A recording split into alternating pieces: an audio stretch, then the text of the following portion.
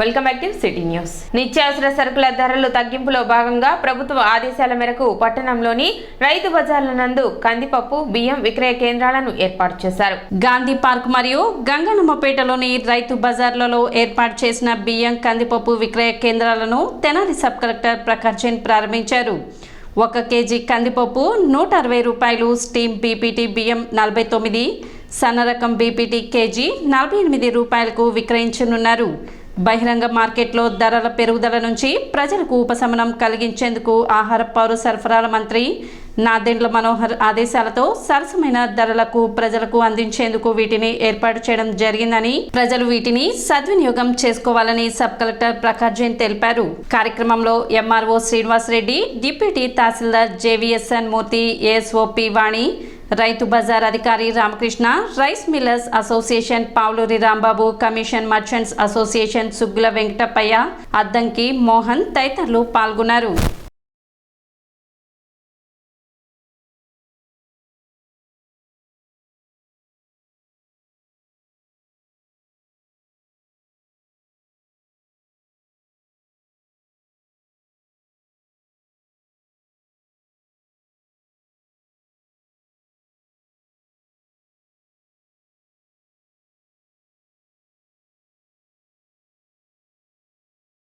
రైతు బజార్లో ప్రభుత్వం డిసిజన్ వలన ఇక్కడ ఇంకొకటే స్టాల్ ఇనాగ్రేషన్ జరిగింది.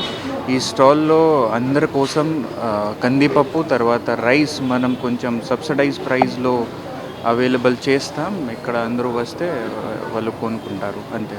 Thank you. నిత్యావసరాల ధరలు బాగా పెరుగుతున్నటువంటి నేపథ్యంలో మనకు వంటగదిలో కందిపప్పు బియ్యం అనేది చాలా ప్రామినెంట్ రోల్ ప్లే చేస్తాయి. ఇవి మా సామాన్య ప్రజలకి కొంచెం రేటు ఎక్కువగా ఉండడం మూలాన వాళ్ళు ఇబ్బంది పడుతున్నారు అనే విషయాన్ని గౌరవ పౌర సరఫరాల శాఖ మంత్రివర్యులు శ్రీ నాదెండ్ల మనోహర్ గారు గ్రహించి పౌర సరఫరాల శాఖ కమిషనర్ మరియు ఎండి గారు ఇతర అధికారులతో చర్చించి మనం కొంచెం మిల్లర్స్తోనూ వాళ్ళతోనూ మాట్లాడి మనం కొంచెం తక్కువ ప్రైస్కే ఈ కమోడిటీస్ అనేవి సామాన్యులకు అందుబాటులోకి తీసుకురావాలి అనే విధంగా చర్యలు చేపట్టడం జరిగింది. అందులో భాగంగా రైతు బజార్లో స్పెషల్ కౌంటర్స్ ద్వారా వీటిని సామాన్యులకి అందిస్తున్నారు. ఇందులో భాగంగా ఏంటంటే కందిపప్పు మార్కెట్లో 180 రూపాయల పైన పలుకుతున్నటువంటి కందిపప్పుని ఇక్కడ 160 రూపాయలకు అందించడం జరుగుతుంది. అలాగే మార్కెట్లో 52 నుంచి 55 రూపాయలు పలుకుతున్నటువంటి బీపీటీని 49 రూపాయలకి, అలాగే రా రైస్ 48 రూపాయలకి అందుబాటులో ఉంచడం జరిగింది. మంగళగిరిలో ఇస్కాన్ సంస్థ ఆధ్వర్యంలో నిర్వహించిన జగన్నాథ రథయాత్ర కార్యక్రమంలో మంత్రి నారా లోకేష్ పాల్గొన్నారు. సమాజంలో మంచి జరగడానికి దేవుడు ఆశీస్సులు ఎంతో అవసరమని, రాష్ట్రం అభివృద్ధి చెందాలంటే ప్రజల ఆశీస్సులు దేవుడు దయ ఉన్నప్పుడు మాత్రమే ముందుకు వెళ్లే అవకాశాలు ఉన్నాయన్నారు. మంగళగిరి నియోజకవర్గం అన్ని రంగాల్లో ముందుండే విధంగా అభివృద్ధికి బాటలు వేస్తున్నామని మంత్రి లోకేష్ పేర్కొన్నారు.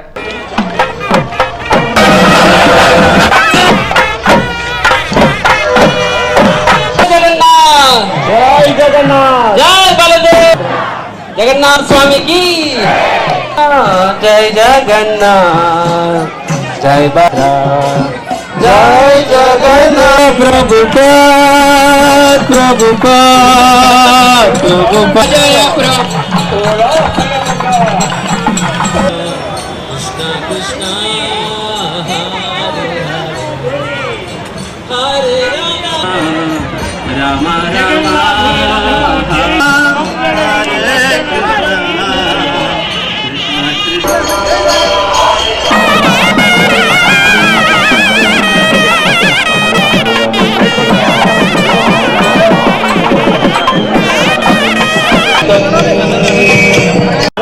రాజు వస్తారు, దేవుడు ముందర కదిలిస్తారు అన్నారు. రాజుని కాదు సార్, ప్రజలకి సేవకుడిని. ప్రజలకు సేవ చేస్తే పరమాత్ముడికి సేవ చేసినట్టు అనేది మా తాతగారి దగ్గర నుంచి తండ్రి గారి వరకు, అమ్మగారి వరకు నాకు నేర్పించారు. ఒక పవిత్రమైన ఆలోచనతో మంగళగిరి నియోజకవర్గానికి వస్తాం జరిగింది. ప్రజలకి సేవ చేసడానికి వస్తాం జరిగింది. ఈ సేవ చేసే కార్యక్రమంలో దేవుడి ఆశీస్సులు కూడా మనకు ఉండాలి. దేవుడి బలం మనకు చాలా చాలా అవసరం. ఒక పక్కన ప్రజల ప్రోత్సాహం, దేవుడి ఆశీస్సులు ఉంటేనే మనం అనుకున్న పనులు మనం చేయగలుగుతాం. నాడు నేడు ఎప్పుడు దేవుడి సేవలో నేను ఉంటాను. నాకు ఎలాంటి దాంట్లో మీకు ఎలాంటి సందేహం అవసరం లేదు. చంద్రబాబు నాయుడు గారు కూడా ఎప్పుడు అంటారు, దేవుడి ఆశీస్సులు ప్రజలకు ఉండాలి, పాలకులకు కూడా ఉండాలి. ట్రస్ట్ మీ, నేను లాస్ట్ 6 months 1 year నుంచి లోకేష్ గారు మోరల్స్ ఎవ్రీ స్పీచ్ నేను ఫాలో అవుతున్నాను. So I'm very impressed the clarity, the subject నాకు ఉన్న విషయం మీద అవగాహన మీద. సో ఎనీ హౌస్ ఆయన ఈ ప్రాంతానికి ఆయనే రాజు కాబట్టి ఆయన స్వయంగా వచ్చి ఈ యొక్క జగన్నాథ స్వామికి దాన్ని చేరా పహార అంటారు, ఆ యొక్క ఫార్మాలిటీ, ఆ ట్రెడిషన్ని, సో ఆ ట్రెడిషన్ని గౌరవిస్తూ ఈ ప్రాంతానికి రాజు అయిన ఎమ్మెల్యే గారు లోకేష్ గారు రావడము అది నిజంగా మన యొక్క ఇట్స్ ఎ వండర్ఫుల్ థింగ్. ఈ సెట్టింగ్ రైట్ ఎగ్జాంపుల్. కాబట్టి ఆయన ఇప్పుడే యాక్చువల్ గా తన of course already last 10 years కూడా చేశారు, బట్ ఆయన ఇప్పుడు మళ్ళీ మంత్రిగా ప్రమాణ స్వీకారం చేశారు. కాబట్టి జగన్నాథ స్వామి వారికి ఆశీస్సులు సంపూర్ణంగా ఆయన మీద. స్థానిక కొత్తపేటలోని హ్యాపీ హాస్పిటల్ నందు గర్భాశయ క్యాన్సర్ పై అవగాహన సదస్సు జరిగింది. Vasavi clubs international president R Ravichandran పెళ్లి రోజు సందర్భంగా ప్రపంచవ్యాప్తంగా నిర్వహిస్తున్న వివిధ రకాల సేవా కార్యక్రమాలలో భాగంగా వాసవి క్లబ్, వనిత ఆంధ్ర ప్యారిస్, తెనాలి క్లబ్ ఆధ్వర్యంలో ఈ అవగాహన సదస్సు ఏర్పాటు చేశారు. డాక్టర్ పావని ప్రియాంక గర్భాశయ క్యాన్సర్ పై అవగాహన కల్పించారు. కార్యక్రమంలో president Gangisetti Leelarani, secretary Gollapudi Anuradha, treasurer Vakkalagadda Vijayalakshmi, IEC officer Bommisetti Lakshmikumari, Kottamas Padmavathi, A Kalyani, Suggula Lakshmi, club సభ్యులు పాల్గొన్నారు. ఈరోజు మన హ్యాపీ హాస్పిటల్లో తెనాలి వాసవి క్లబ్ వనిత వారి ఆధ్వర్యంలో health camp and awareness programme ప్రారంభించడం జరిగింది. ఇందులో ముఖ్యంగా ఆడవాళ్ళకి గర్భసంచి క్యాన్సర్ నిరోధక టీకాల గురించి మరియు తీసుకోవాల్సిన ముఖ్యమైన జాగ్రత్తలు, వాటికి సంబంధించిన వివరాలు పూర్తిగా వివరించటము మరియు కొన్ని మెడికల్ ఇన్వెస్టిగేషన్ అంటే టెస్ట్లు కూడా చేయడం జరిగింది. అందరికీ ఈ మధ్య మన అందరం చూస్తున్నాం, చాలామంది వరకు ఆడవాళ్ళు రక్తహీనతతో బాధపడుతున్నారు. మరీ ముఖ్యంగా గర్భసంచి క్యాన్సర్తో నెంబర్ ఆఫ్ కేసెస్ స్పైక్ అయినాయి. అంటే ఒకప్పుడు 100లో 1 మనిషికి ఉండే గర్భసంచి క్యాన్సర్ ఇప్పుడు మన వీధిలో ఒక 100 మంది ఆడవాళ్ళు ఉంటే ఖచ్చితంగా 25 నుంచి 26 మంది ఈ గర్భసంచి క్యాన్సర్ బారిన పడుతున్నారు. క్యాన్సర్స్లో 50% క్యాన్సర్స్ హ్యూమన్ పాపిల్లోమా వైరస్ అని వైరస్ కారణంగానే ఈ గర్భసంచి క్యాన్సర్ వస్తుంది. ఈ వైరస్కి టీకా ఉందండి, ప్రత్యేకమైన టీకా. ఖచ్చితంగా 7 సంవత్సరాలు నిండిన ప్రతి ఆడపిల్ల వేసుకోవచ్చు. అంతకుముందు మనం 13 yearsకి ఇచ్చేవాళ్ళం, ఇప్పుడు 7 years నుంచి కూడా ఇవ్వచ్చు. కనీసం 10 సంవత్సరాలు 10వ పుట్టినరోజు చేసిన వెంటనే పుట్టినరోజు కానుకగా మీ పిల్లలకి, మీ ఇంట్లో ఉన్న ఆడపిల్లలకి ఖచ్చితంగా గర్భసంచి క్యాన్సర్ నిరోధక టీకాని వేయించాలి. ఈరోజు Vasavi club international president Ravichandran garu marriage day సందర్భంగా మెడికల్ క్యాంప్ నిర్వహించడం జరుగుతుంది. ఈ మెడికల్ క్యాంప్కి happy hospital doctor madam Pavani Priyanka garu గర్భసంచి నిరోధక క్యాన్సర్ నిరోధక అవగాహన సదస్సుని ఏర్పాటు చేశాము. కెప్టెన్ ఎర్రంనేని విజయప్రసాద్ 36వ వర్ధంతి కార్యక్రమాన్ని చెంచుపేటలోని శబరి వృద్ధాలయం నందు నిర్వహించారు. ఈ సందర్భంగా ఆయన చిత్రపటానికి పూలమాలలు వేసి నివాళులు అర్పించారు. అనంతరం ఆశ్రమవాసులకు ప్రత్యేక భోజనం ఏర్పాటు చేశారు. దేశం కోసం ప్రాణాలు అర్పించిన యువకుల త్యాగాన్ని నేటి తరం తెలుసుకోవాల్సిన బాధ్యత ఉందని, మన తెనాలివాసి అయిన విజయప్రసాద్ సేవలు మరువరానివని పలువురు వక్తలు కొనియాడారు. కార్యక్రమంలో జాతీయ అవార్డు గ్రహీత Vejandla Umamaheswararao, Y L Narayana, G Muraharirao, R Anandarao, Bhujangarao, Vejandla Navya తదితరులు పాల్గొన్నారు.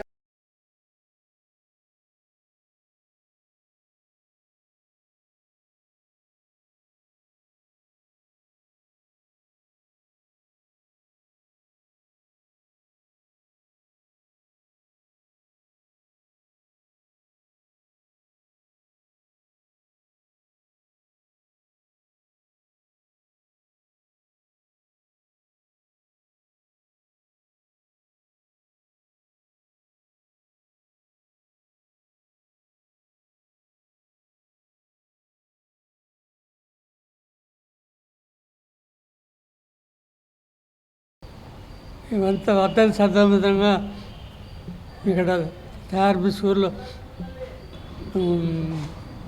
మీటింగ్ అరేంజ్ చేయడం జరిగింది. భారతదేశం తరఫున శాంతి దళంలో ఆ రోజుని పారా కమాండోగా వెళ్ళి అక్కడ ప్రభాకరన్ మీద ఎంతో ఒత్తిడి తీసుకురావడం జరిగింది. తర్వాత కొంతకాలానికి అదే ప్రభాకరన్ ఎక్కడైతే ఈ కెప్టెన్ విజయప్రసాద్ మరణించారో అదే ప్రాంతంలో మరణించడం కూడా జరిగింది. ఏదైనా భారతదేశానికి ఒక గర్వించదగినటువంటి ఒక సేనానిగా మన భారతదేశం ముద్దుబిడ్డగా అతను మన తెనాలివాసిగా మనందరికీ తెలుసు. అతను ఆదర్శంగా నేటి యువత తీసుకుని మరి దేశం కోసం త్యాగం చేయాల్సిన అవసరం ఎంతైనా ఉంది. అటువంటి త్యాగ పురుషుల్లో మరి కెప్టెన్ విజయప్రసాద్ ఒకడు. అది మన తెనాలికి గర్వకారణం. తన పేరు మీద ఆ కుమారుడు జ్ఞాపకార్థం పాఠశాలల్లో ఆటల పోటీలు నిర్వహించి ప్రైజులు ఇవ్వటం, అదేవిధంగా 10th క్లాస్లో మంచి మార్కులు వచ్చిన విద్యార్థులకి ఆర్థిక సహకారం చేయటం, అట్లా ప్రతి విషయంలో కూడా నేనున్నాను అంటూ తన కుమారుడిని పాఠశాల పిల్లల్లో చూసుకుంటూ వారి జీవితాన్ని. ప్రసాద్ గారు సైన్యంలో పనిచేస్తూ శ్రీలంక వాళ్ళ తరఫున యుద్ధానికి వెళ్ళిన సమయంలో వారు విరోచితంగా పోరాడి ప్రత్యర్థులు శత్రువుల చేతిలో వీరమరణం చెందటం జరిగింది. ప్రతి దేశం కూడా వాళ్ళ యొక్క దేశాన్ని రక్షించుకునే స్థితిలో ఉంటుంటారు. అట్లాగే మన వీరప్రసాద్ గారు భారతదేశం సేనలో చేరి ఇతర దేశాల నుంచి రక్షణగా నిలిచారు. వారిలాగానే ప్రతి ఒక్కరూ కూడా దేశం కోసం ముందు మన చుట్టుపక్కల ఉన్న వాళ్ళ కోసం, తర్వాత దేశం కోసం పోరాడాలని చెప్పి ఈ సందర్భంగా నేను కోరుకుంటున్నాను. దళిత ఉద్యమ నేత కనపర్తి యేసురత్నం జయంతిని స్థానిక అంబేద్కర్ సేవా ట్రస్ట్ కార్యాలయంలో నిర్వహించారు. దళిత సార్వత్రిక విశ్వవిద్యాలయం vice chancellor doctor Gujjarlamudi Kripachari మాట్లాడుతూ దళిత ఉద్యమ నేత యేసురత్నం దేశ విదేశాల్లో దళిత వాణిని వినిపించి అనేక ప్రతిఘటన పోరాటాల్లో ప్రత్యక్షంగా పాల్గొన్నారని గుర్తు చేశారు. ఆయన ఆశయాలకు అనుగుణంగా ప్రజలకు సేవ చేయాలని కోరారు. యేసురత్నం ఉద్యమ స్ఫూర్తి, త్యాగనిర్తి, పోరాట దీక్షలను దళిత నేతలు Pilli Vidyasagar, Vemu Samatha, Bhimireddy Seshu, doctor Abraham Lincoln, Seva trust అధ్యక్ష కార్యదర్శులు సందీప్ దాస్, అందేశ్యాం వివరించారు. యేసురత్నం మార్గంలో పయనించి దళిత విముక్తి మార్గంలో పనిచేయటమే కర్తవ్యమని తెలిపారు. అంబేద్కర్ వాదం, మార్క్సిజం వాదం స్ఫూర్తితో సాంఘిక ఆర్థిక విప్లవాల బాటలో నడవటమే ఆయన ఆశయాల్ని నెరవేర్చడమని ఆయన తెలిపారు. జల్లి గంటయ్య, ఎం ప్రభాకర్ రావు, పినపాటి రవికుమార్ పాల్గొన్నారు. తొలుత యేసురత్నం చిత్రపటానికి పుష్పాంజలి ఘటించారు. ఎవడు బ్రతికితే వాడారా ఈ అసూయ లోకాన, నీవాడు నావాడనే భ్రమలు ఎందుకురా ఈ లోకాన అంటాడు.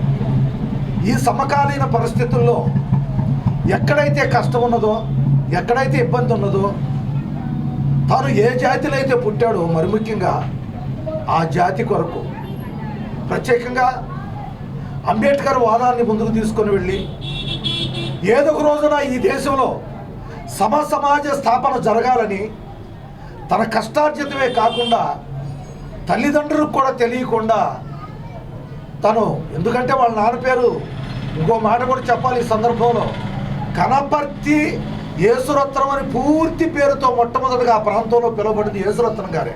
వాళ్ళ నాన్న పేరు కూడా కొట్టు దానియేలు.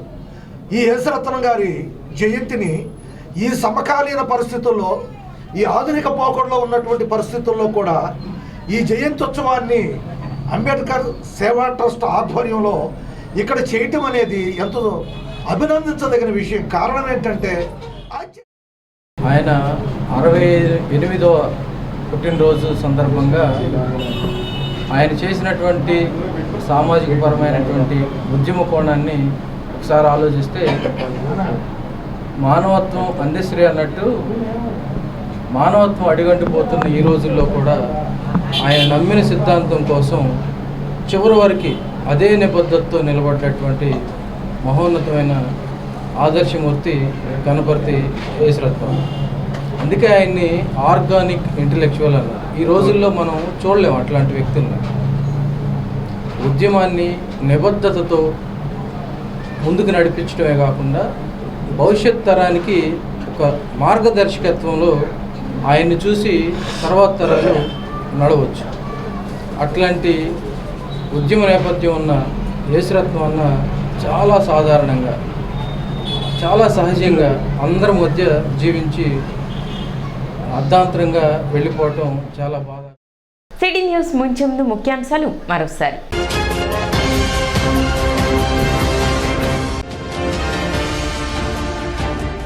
ఆహార పౌర సరఫరాల శాఖ ఆధ్వర్యంలో ఏర్పాటు చేసిన కందిపప్పు, బియ్యం విక్రయ కేంద్రాలను ప్రారంభించిన మంత్రి నాదెండ్ల మనోహర్.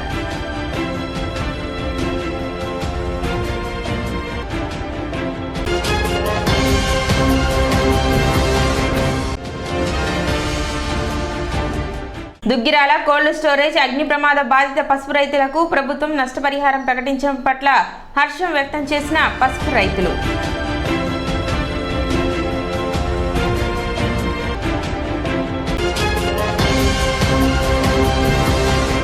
సిటీ న్యూస్ ఇంతటితో సమాప్తం. నమస్కారం.